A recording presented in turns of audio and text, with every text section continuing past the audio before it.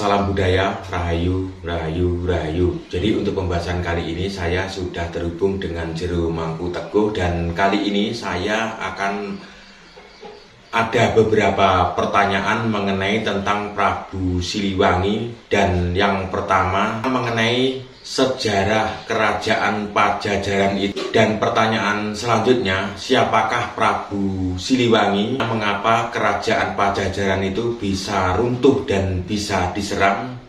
Mengapa kerajaan Pajajaran itu ketika sudah runtuh, ya zaman sekarang itu tidak ada bekas-bekasnya, bekas keruntuhan kerajaan Pajajaran tersebut, dan hanya sedikit yang ditemukan. Jadi saya minta penjelasan kepada Jero Mangkuteguh, seperti apa tanda-tanda kebangkitan Sunda Nusantara tersebut.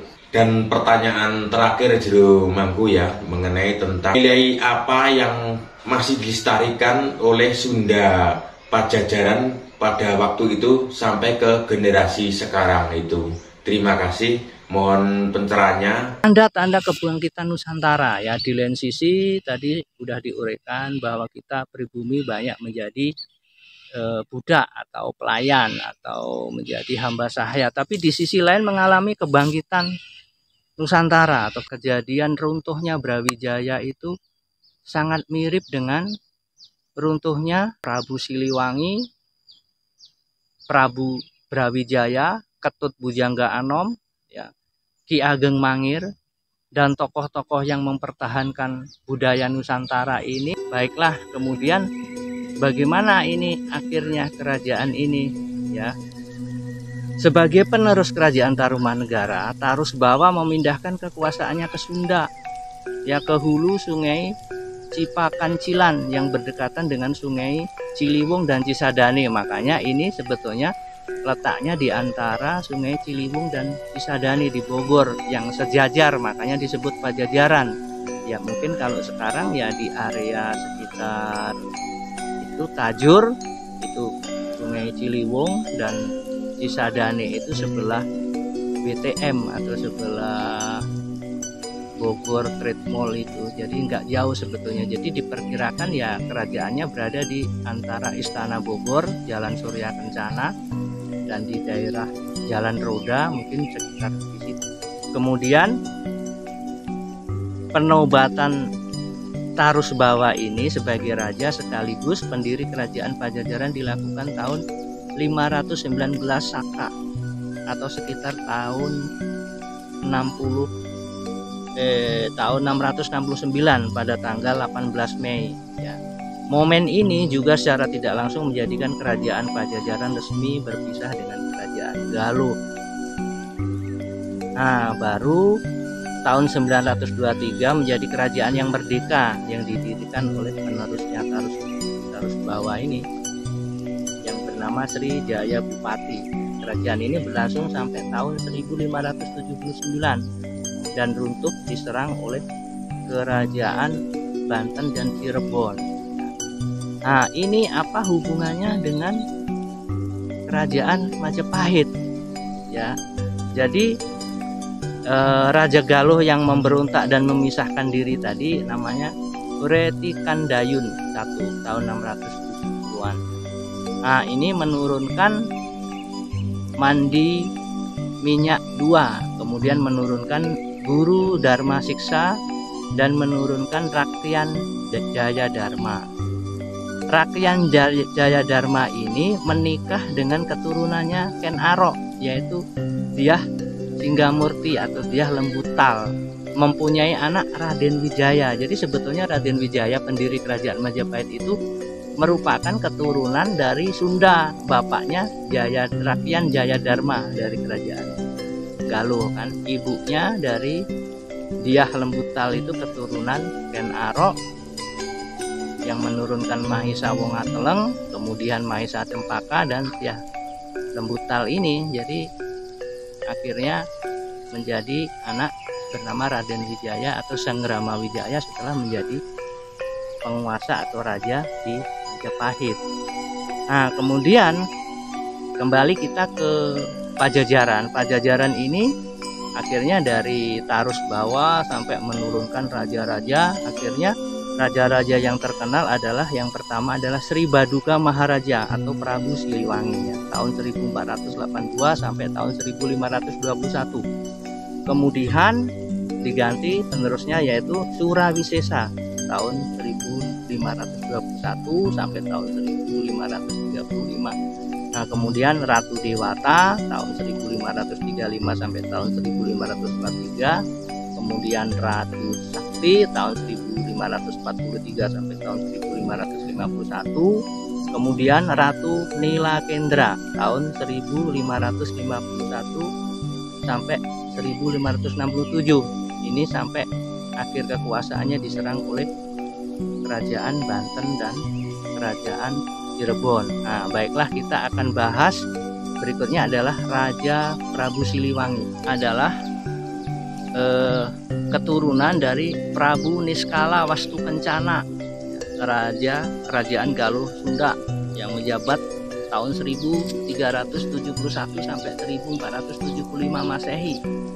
Nah, kemudian beliau berputra namanya Prabu Dewa Niskala.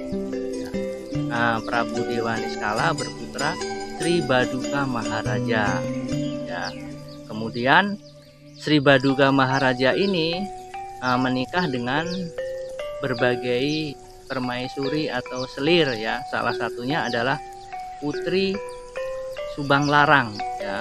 Nah, dari Putri Subang Larang ini mempunyai keturunan. Yang pertama adalah Pangeran Walang Sungsang atau Pangeran Cakrabuana. Yang kedua adalah Rara Santang. Nah, Rara Santang ini kemudian menurunkan Syarif Hidayatullah atau Sultan Cirebon, dan Sultan Cirebon ini menurunkan Maulana Hasanuddin atau Sultan Banten. Nah, sedangkan keturunan Prabu Siliwangi yang nomor 3 adalah Raden Kiang Santan atau Raja Sangara ya. Nah, jadi Prabu Siliwangi ini dia mempunyai banyak keturunan ya, tapi yang meneruskan pemerintahannya adalah Surawisesa ya. Nah, sebetulnya Prabu Siliwangi ini merupakan raja ya yang ditunjuk oleh dua penerus. Yang pertama adalah Prabu Dewa Niskala sendiri atau ayahnya. Yang kedua adalah Prabu Susuk Tunggal atau mertuanya atau uaknya sendiri. Di batu tulis diberitakan bahwa Sri Baduka Maharaja dinobatkan 2 kali, yaitu yang pertama ketika Jayadewata menerima tahta Kerajaan Galuh dikawali Ciamis dari ayahnya Prabu Dewa Niskala, putra Prabu Niskala Wastukencana dari permaisuri Mayangsari, putri Prabu Bulisura yang kemudian bergelar Prabu Guru Dewata Prana. Nah, yang kedua, ia menerima tahta Kerajaan Sunda di Pakuan Bogor dari mertua dan uaknya sendiri, yaitu Prabu Susuk Tunggal ya, putra Prabu Niskala Wastukencana dari permaisuri Ratna Sarkati Putri Resi Susuk Lampung. Jadi dengan adanya peristiwa ini, ia menjadi penguasa Kerajaan Sunda, Kerajaan Galuh, dan dinobatkan dengan gelar Sri Baduka Maharaja, Ratu Haji di Pakuan Pajajaran, Sri Sang Ratu Dewata. Ya, itulah dari Kerajaan Pajajaran ya. Makanya beliau disebut Silih Wangi, artinya silih itu penerus, wangi itu yang wangi. Jadi penerus dari 2 raja besar ini yang selalu memberikan wewangian ya. Nah, kemudian kita bahas kenapa sih raja yang begitu besar, yang dalam pengakuannya aja kuat merupakan gabungan dari 2 raja, kok masih diserang ya. Jadi sebetulnya yang menyerang ini adalah cucunya sendiri ya. Jadi dari putri Rara Santang yang merupakan penguasa Cirebon ya. Jadi ini pada zaman dulu terjadi peperangan ya sebetulnya antara Portugis sama Belanda sama orang-orang Eropa Barat melawan Ottoman. Nah, raja-raja Pajajaran ini didukung oleh Portugis, sedangkan penguasa baru dari pantai utara Jawa, Cirebon, Banten dan sebagainya itu didukung oleh Ottoman. Ya, jadi pahamnya juga sudah berbeda.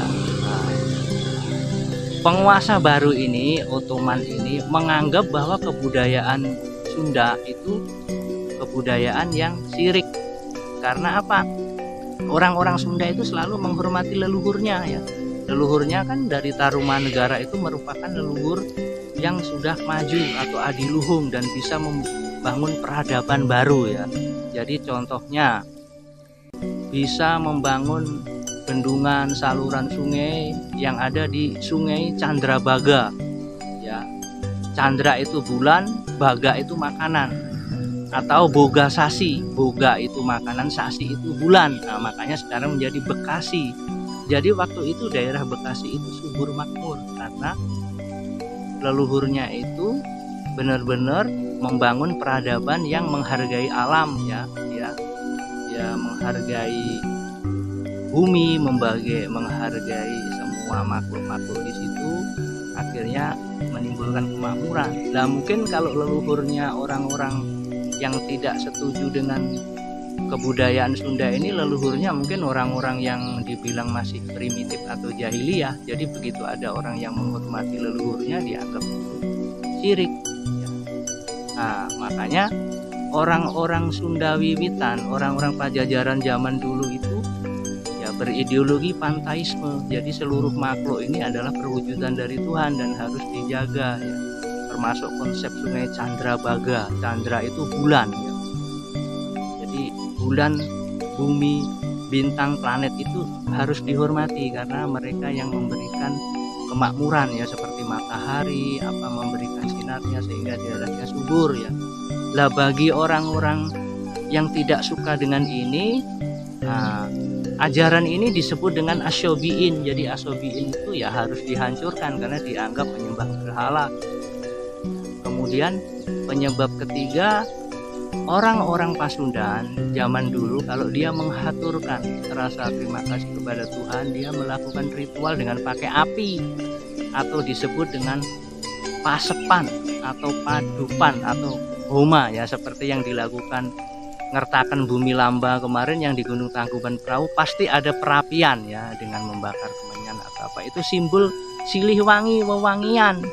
Lah justru sama mereka itu akan dihancurkan karena dianggap ajaran dari orang-orang Majusi atau Zoroaster ya, karena orang Zoroaster itu dia memuja Tuhan melalui api, dan kalau melakukan ritual puasa disembunyikan. Jadi malah kalau mereka mengadakan ritual puasa atau ngebleng atau terakat itu disembunyikan. Lah berbeda mungkin orang yang nggak setuju dengan ajaran ini, mereka melakukan ritual persembahyangan atau puasa dan sebagainya malah ditunjuk-tunjukkan ke publik ya, malah dengan menyweeping tempat-tempat makan yang tidak mau menutup. Nah, mungkin jadi dari ideologinya sudah berbeda, makanya Pajajaran itu kebudayaannya walaupun sebaik apapun dianggap itu tidak baik oleh mereka. Berikutnya, kenapa kerajaan Sunda itu tidak ada yang berbekas? Jadi karena konsep orang Sunda itu tidak begitu suka membangun candi-candi yang besar, karena bagi orang Sunda bumi pertiwi itu, seluruh alam lingkungan itu adalah tempat dari anugerah Tuhan, tempat suci untuk memuja ya. Alam semesta ini adalah baitullah atau rumah Tuhan, atau alayam tempat bersemayam Tuhan, atau candi. Candi artinya ibu atau kuil ya. Jadi jarang ditemukan. Nah, mungkin yang masih tersisa sekarang hanya Candi Cangkuang. Nah, terus yang kedua, orang-orang Pajajaran itu mempunyai suatu mental yang kuat. Jadi dia mempertahankan tanah leluhurnya dan peradabannya itu sampai mati-matian. Kalaupun diduduki musuh, diserang musuh, sebelum musuh itu menyerang walaupun kalah, lebih baik dihancurkan dulu atau dibakar. Jadi konsep ini sama sampai terjadi saat Bandung Lautan Api. Jadi Belanda ingin menguasai Bandung. orang Sunda nggak mau. Belanda boleh mengalahkan orang Sunda, tapi Bandung harus dibakar api, makanya menjadi Bandung Lautan Api. Nah, kenapa orang-orang Sunda seperti ini? Karena orang-orang Sunda itu sudah mengalami kemajuan peradaban yang dari zaman dulu ya. Dia sudah mengetahui kitab-kitab suci ya, dan sejarah-sejarah dunia.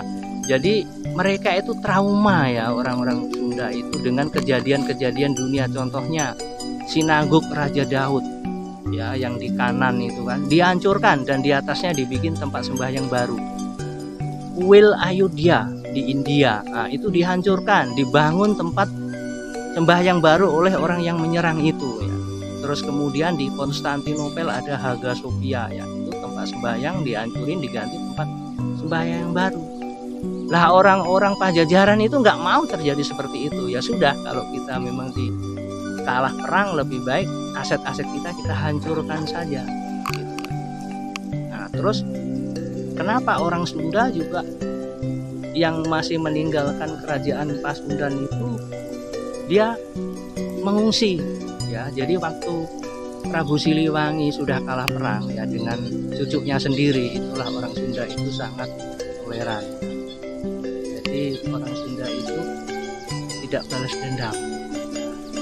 Jadi Prabu Siliwangi mengatakan, ya sudah, saya mohon maaf karena tidak bisa menjadi raja yang bisa mengayomi seluruh rakyat ya. Tapi saya beri pilihan, kamu yang mengikuti saya silahkan kamu lari ke selatan ya. Yang ingin kembali ke kerajaan silahkan ke utara. Yang ingin mengabdi pada raja yang baru atau penyerang penguasa yang baru, kamu silahkan ke timur. Yang ingin netral atau imparsial, tidak membela siapa-siapa, silahkan ke barat. Nah makanya saat itu pun orang-orang Sunda Pajajaran ini yang kalah perang, dia rela mengungsi atau minggat lah istilahnya, atau kabur lah ya, karena takut nanti kalau jadi budak ya. Jadi mereka itu takut dengan kasus-kasus seperti Safia ya, dari Lembah Kaibar ya. Jadi Safia itu diserang ya sama penyerangnya itu, dan suaminya Kinana itu dibunuh ya, pengantin baru ya. Nah bapaknya itu Huyain juga dibunuh ya, dibunuh pada siang itu.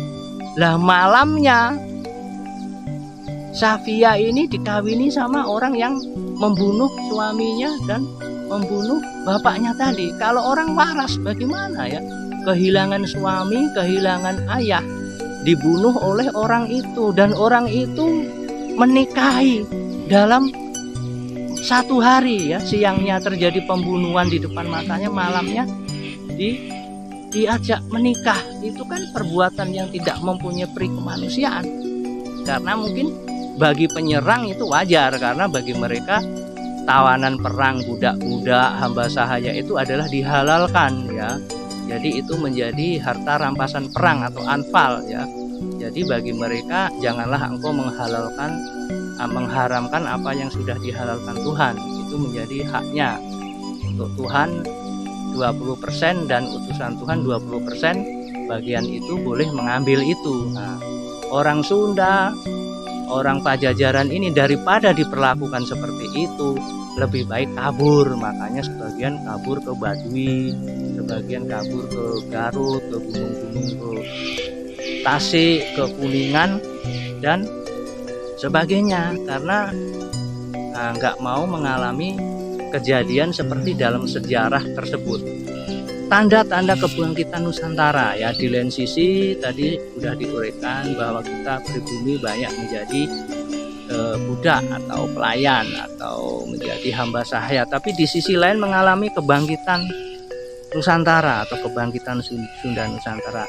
Nah, tanda-tandanya apa? Ditemukan internet, ditemukan media sosial yang membuka dan menguliti semua kebohongan-kebohongan, yang dongeng-dongeng yang tidak masuk akal itu dikuliti semua ya.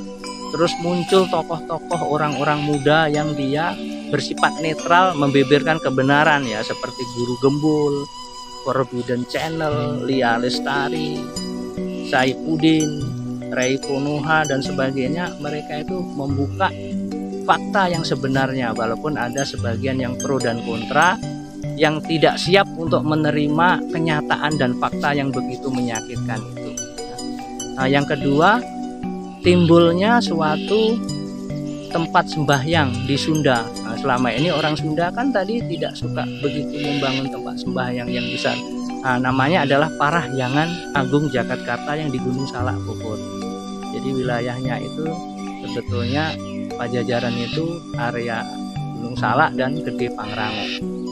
Parahyangan itu adalah tempat untuk memuja Yang itu adalah Tuhan yang Maha Sendiri. Makanya Parahyangan Jagatkarta itu, Parahyangan Agung Jagatkarta itu namanya bukan Pura Parahyangan, tapi Parahyangan itu ya pura. Kalau pura kan orang tempat suci di Bali, kalau candi di Jawa, kalau di Jawa Barat atau di Tatar Pasundan namanya Parahyangan. Jadi biarkanlah namanya sesuai dengan Desa Kalapatra tradisi Sunda, namanya Parahyangan Agung Jagatkarta, bukan disebut pura. Jadi biasanya kalau orang Sunda Wiwitan kalau disebut pura tidak mau, karena mereka tidak mau diagamakan seperti luar agama Sunda Wiwitan di luar tanah Pasundan ya. Jadi biarlah kita saling menghormati saja. Nah, kemudian sudah ada upacara ngertakan bumi lamba ya, yang dirintis oleh Ki Jaro Manik dari Bandung, yang di Tangkuban Perahu sudah 16 tahun ini. Walaupun awalnya juga mengalami kendala dan hambatan, tapi sekarang orang sudah sadar, karena bukan hanya untuk ritual agama semata, tapi ritual untuk memuliakan alam semesta dengan cara penghijauan dan dengan cara merawat alam lingkungan ini ya. Nah, terus kemudian sudah muncul resi-resi asli orang Pasundan ya. Jadi seperti ya ada Pamuka atau Puan atau Jaro ya, seperti ya Pandita Nata Siliwangi ya, beliau asli putra Pajajaran yang sudah menjadi pandita atau sulungge. Nah, ini harus kita syukuri dan kita hormati ya, apapun beliau dari suku apa, kalau memang beliau membakti kepada Sunda Wiwitan, kepada Nusantara ya, kenapa kita tidak menghormati? Kita harus bersyukur selama ini orang Sunda kehilangan pemimpin spiritual ya sejak Prabu Siliwangi Moksa ya. Makanya kalau ada tokoh-tokoh suci dari Sunda Wiwitan ya kita harus hormati dan kita harus sanggup dengan rasa bersyukur ya. Jangan malah kita usilin, jangan malah kita iri hati dianggap untuk merebut jobnya atau merebut saingan bisnis. Hendaknya kita harus berpikir positif ya. Jadi itu sudah menjadi suatu nubuat dari Prabu Siliwangi, kelak akan hadir dan mengalami fenomena seperti ini. Janganlah kita menentang hukum alam ya. Jadi hukum alam itu adalah hukum yang berasal dari Tuhan, walaupun kita nggak ngomong oh ini dari Tuhan, tapi Tuhan dengan alamnya itu yang secara otomatis sudah mengatur sesuai kehendaknya beliau. Dari contoh-contoh di atas ya, kejadian runtuhnya Brawijaya itu sangat mirip dengan runtuhnya Ketut Bujangga Anom ya. Jadi Prabu Siliwangi, Prabu Brawijaya, Ketut Bujangga Anom, ya, Ki Ageng Mangir, dan tokoh-tokoh yang mempertahankan budaya Nusantara ini rata-rata tragis dikalahkan oleh keluarganya sendiri. Ya itulah mungkin pola-polanya seperti itu, dan anggapan mereka bahwa memusuhi orang yang beda agama itu adalah merupakan kewajiban mereka atau tugas mulia. Walaupun ayahnya, walaupun saudaranya kalau beda agama harus diserang. Ya memang ideologi mereka seperti itu. Ya. Nah, kemudian di tanah Pasundan ini kenapa kok nggak ada bekasnya lagi? Karena ada penghabusan budaya. Jadi semua yang berbau bahasa Sunda, kebudayaan sudah dianggap itu budaya jahiliyah dan harus dihancurkan. Ya. Bahkan orang Sunda pun sekarang namanya nama baru. Jarang yang menggunakan nama-nama, ya masih ada lah. Ya. Tapi kebanyakan nama-namanya sudah nama-nama bangsa lain, bahasa lain. salamnya yang mengucapkan sampurasun juga udah jarang ya, mengucapkan salamnya bangsa lain ya. Doanya juga doa pakai bahasa asing, busananya juga pakai busana bahasa asing, kesenian dan budayanya itu juga pakai bahasa asing ya. Jadi kenapa seperti ini? Sebetulnya ini sudah sesuai dengan nubuatan Prabu Siliwangi. Jadi sebelum beliau itu muksa ya, karena dikejar-kejar oleh putranya sendiri sama cucunya itu, disuruh masuk agama baru, beliau nggak mau. Akhirnya beliau itu ini memberikan pesan ya, memang suatu saat akan terjadi seperti itu ya. Terus ada misalkan Kebo Bule yang akan melakukan politik pecah belah, divide et impera. Nah, itu ternyata Kebo Bule itu adalah orang-orang Eropa dan dia akan menjadi penguasa politik ya. Nah, kemudian ada tamu dari jauh yang akan memperbudak pribumi dengan dogma ya. Nah, makanya kalau orang-orang Eropa menjajah Nusantara itu karena ada dasar mencari uang atau penjajahan konvensional ya. Dia atas perintah raja atau politik ya. Berbeda dengan yang disebut tamu jauh ini, dia menjajah atas nama dogma atau agama, perintah Tuhan, dan mengiming-imingin surga. Jadi siapa yang mau mengikuti ajaran dia dan mau ziarah ke tempat sucinya, maka akan dapat surga 72 bidadari ya. Makanya orang-orang pada menjual tanah, jual kebun untuk ziarah ke sana. Bahkan yang tidak mampu ada yang berjalan kaki dan menaiki perahu rakit untuk ke sana, yang lagi viral sekarang di media sosial itu.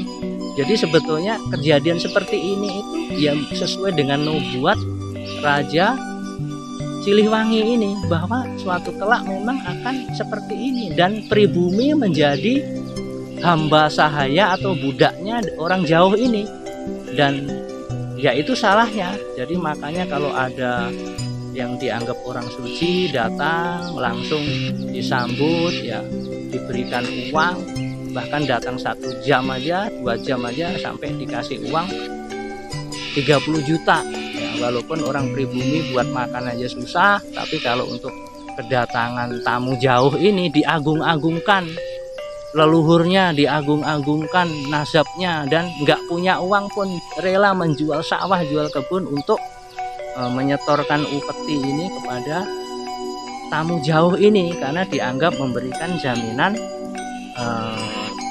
surga ya. Nah, ini sebetulnya bukan salah tamu jauh, salah orang kita pribumi sendiri. Kenapa kok mau dibohongin dan mau diiming-iming? Ya itu sesuai dengan karmanya masing-masing, dan kita tidak akan maksud untuk melarang atau menyuruh, itu merupakan hak asasi manusia. Ya silahkan aja kalau memang percaya dengan seperti itu, ya silahkan. Tapi kalau masih berpikir sehat dan waras, ya marilah kita semua introspeksi diri, apakah benar seperti itu atau tidak.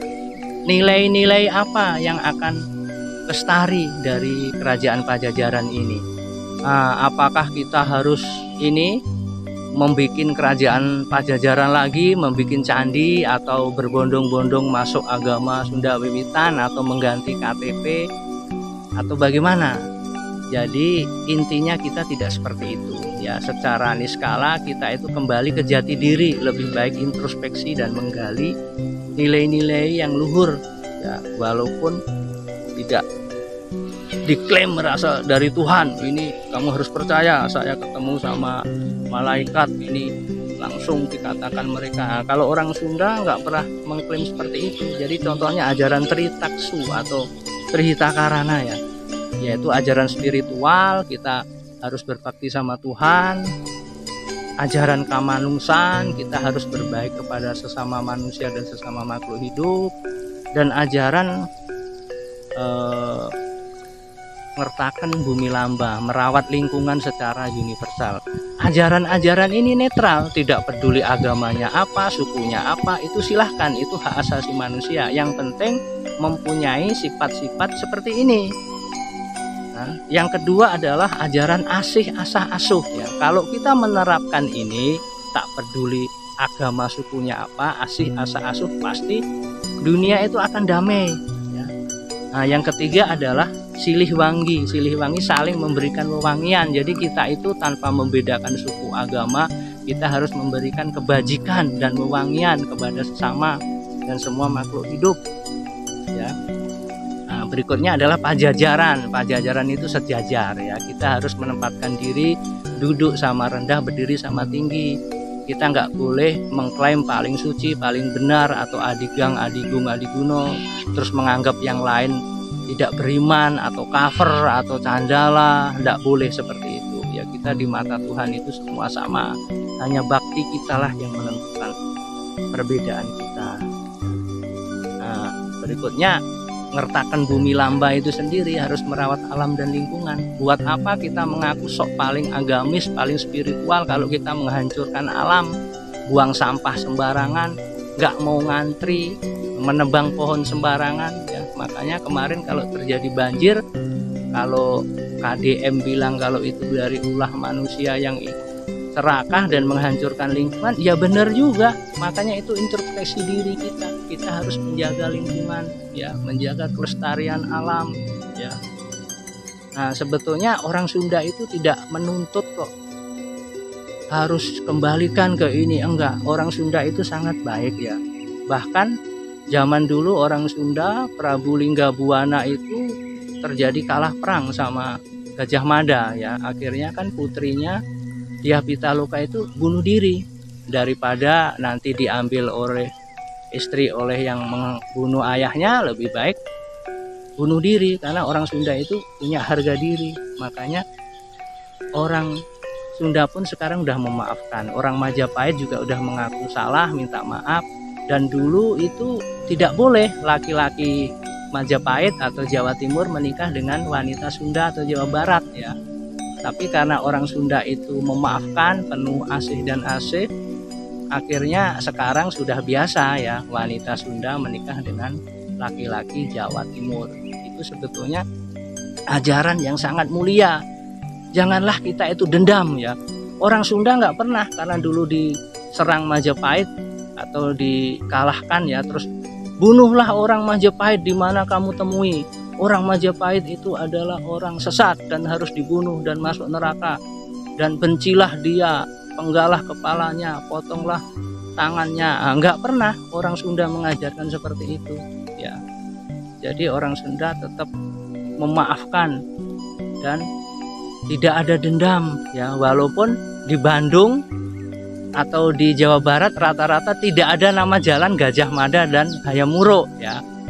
Ya mungkin karena mereka yang mengalahkan itu mengingatkan mungkin kesedihannya, tapi secara umum orang Sunda juga udah memaafkan ya.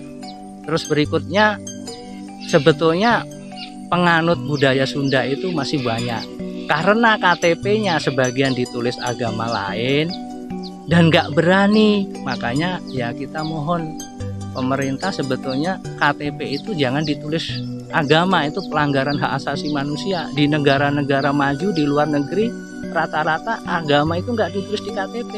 Selama agama ditulis di KTP tetap ada persekusi, tetap ada diskriminasi, karena ada sebagian orang, nggak semuanya loh ya, menganggap bahwa yang beda agama itu adalah musuh potensial yang harus dihancurkan. Lah gimana negara kita bisa maju aman tentram kalau kita masih ada yang berideologi radikal seperti itu? Dan sudah berapa kali memberontak, tapi ideologi itu tidak pernah dilarang. Berbeda dengan ideologi komunis tahun 1666 melalui TAP MPRS nomor 1 tahun 66 sudah dibekukan. Tapi ideologi radikal ini tidak ada yang membekukan ya. Jadi selama masih KTP ditulis agama ya akan terjadi diskriminatif. Tapi ya tidak apa-apalah ya, memang itu sudah karmanya, itu sudah sesuai dengan nubuat Prabu Siliwangi. Jadi semoga seluruh makhluk ini berbahagia dan sadar ya, hentikan balas dendam, saling curiga. Marilah kita saling memaafkan, membangun bumi Nusantara ini yang berbeda-beda tetapi tetap satu. Sampurasun, rahayu, rahayu, rahayu, ahung.